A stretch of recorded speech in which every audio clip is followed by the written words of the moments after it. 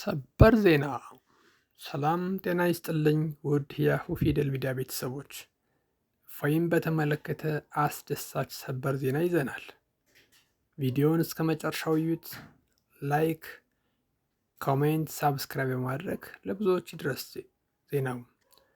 ምክንያቱም ዜናው አስደሳች ነው። በተለይ ስለ እፎይ የሚጨነቁ ይታሰራል፣ ይገደላል እያሉ ለሚጨነቁ የእፎይ ወዳጆች ትልቅ ዜና ነው።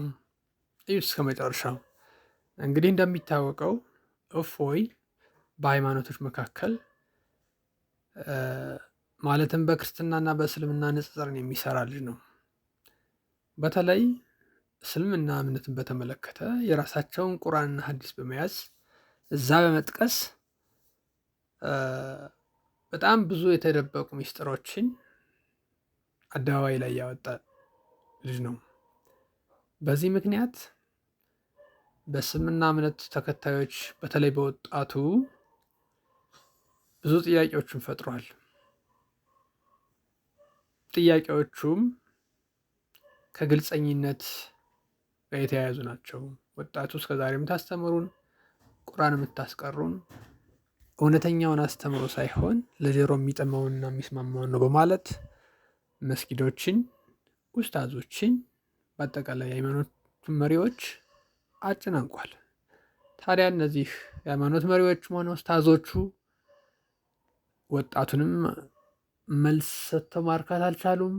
እፎይንም ተከራክረው በመጽሐፋቸው ተከራክረው ማቸነፍ አልቻሉም። በዚህ ምክንያት ወደ ሌላ ነገር ወደ ሌላ ምርጫ ገቡ።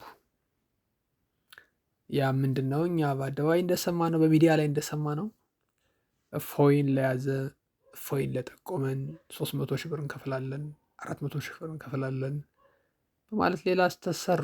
እንዲያውም ይባስ ብሎ እፎይ ባለበት በተያዘበት ይገደል፣ ከዚህም አልፎ በአደባባይ ኦርቶዶክስ እናጠፋለን፣ ቤተክርስቲያን እናቃጥላለን፣ በአዲስ አበባ ጎዳና በጠራራ ፀሐይ መንግስት ባለበት ሀገር ኦርቶዶክስ እናጠፋለን፣ ቤተክርስቲያን እናቃጥላለን የሚል ዛቻ ሁሉ አሳዩን። ለአብነት ያክል እዚህ ቀጥሎ ያለችን አጭር ቪዲዮ እዩት። የተከበረ ነው። ኦርቶዶክስ እንጨርሳለን በአላህ ፍቃድ። ጴንጤና ኦርቶዶክስ እንጨርሳለን በአላህ ፍቃድ። አላሁ አክበር። ጂሃድ እናውጅበት። አላሁ አክበር። አለን እስከ ዳር እስከ ዳር እንነሳበት። የቁም ሬሳ ናቸው። እንግዲህ እንደሰማችሁት ነው። ኦርቶዶክስን እናጠፋለን፣ ጴንጤ እናጠፋለን፣ የቁም ሬሳ ናቸው። ጂሃድ እናውጅ፣ በያለንበት እንነሳ። ተመልከቱት። ይሄ ደግሞ ችግሩ አሁን በራሳቸው ወጣት ዘንድ ወይም በእስልምና በአስተምሮ ራሱ አስተምሮው የእስልምናን ጥያቄ ውስጥ የከተተ ነገር ነው። እፎይ ያነሳው መጽሐፋቸው ላይ ነው። እሱ የጨመረው ቃል አንድም የለም። ይሄን ራሳቸው ምስክርነት እየሰጡ ነው። ካስፈለገ ሌላ ምስክርነት የሰጠች ልጅ አቀርብላችኋለሁ። በሚዲያም ሰምተናል። ስለዚህ እሱም በመጽሐፍ መርታት መመለስ ስላልቻሉ ወደዚህ ተግባር ነው የገቡት። ያችሁ ይህ አሁንም ወጣቱ ላይ ሌላ ጥያቄ ፈጥሯል። ጥያቄ ምንድን ነው? ጀስት ለምን እፎይ እኮ የእኛን ቁርአን የእኛን ሐዲስ ነው ይዞ የሚከራከር።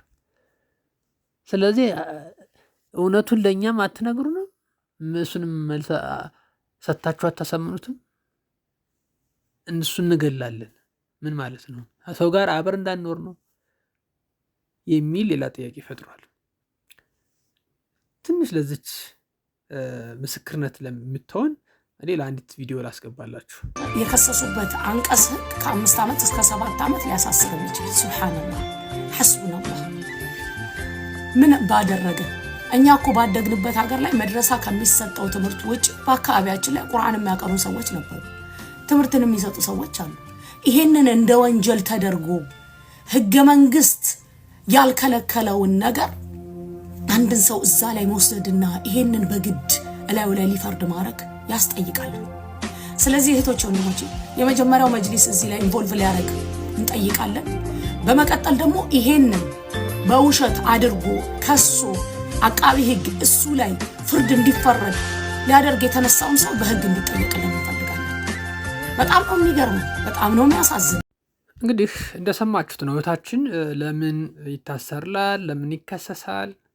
ሕገ መንግስት ያልከለከለው እያለች ለእፎይ ነው የምትጮኸው። ሙስሊም ነች።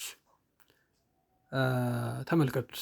ነገር ግን እንዲህ ሆኖ ወደ ዜናው ስገባላችሁ ልነግራችሁ ወደ ፈለግኩት መረጃ ስገባ ኢዮብ ይታሰራል፣ ይከሰሳል፣ ይያዛል፣ ይገደላል ቢባልም አንድ የሚያስደስት ነገር ግን ልንገራችሁ።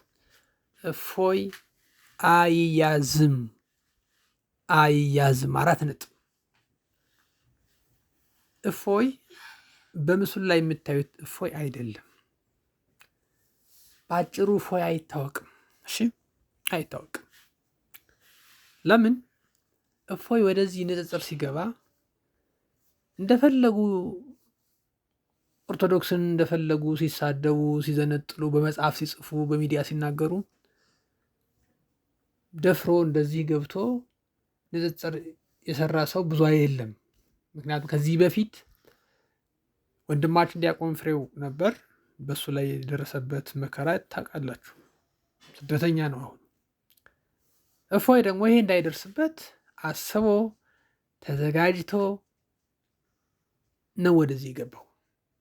ስለዚህ ማንም ሰው እፎይን የሚያውቀው ቲክቶክ ላይ በድምፅ እና በአሳሳሽ ምስል እንጂ ትክክለኛውን እፎይ የሚያውቅ የለም።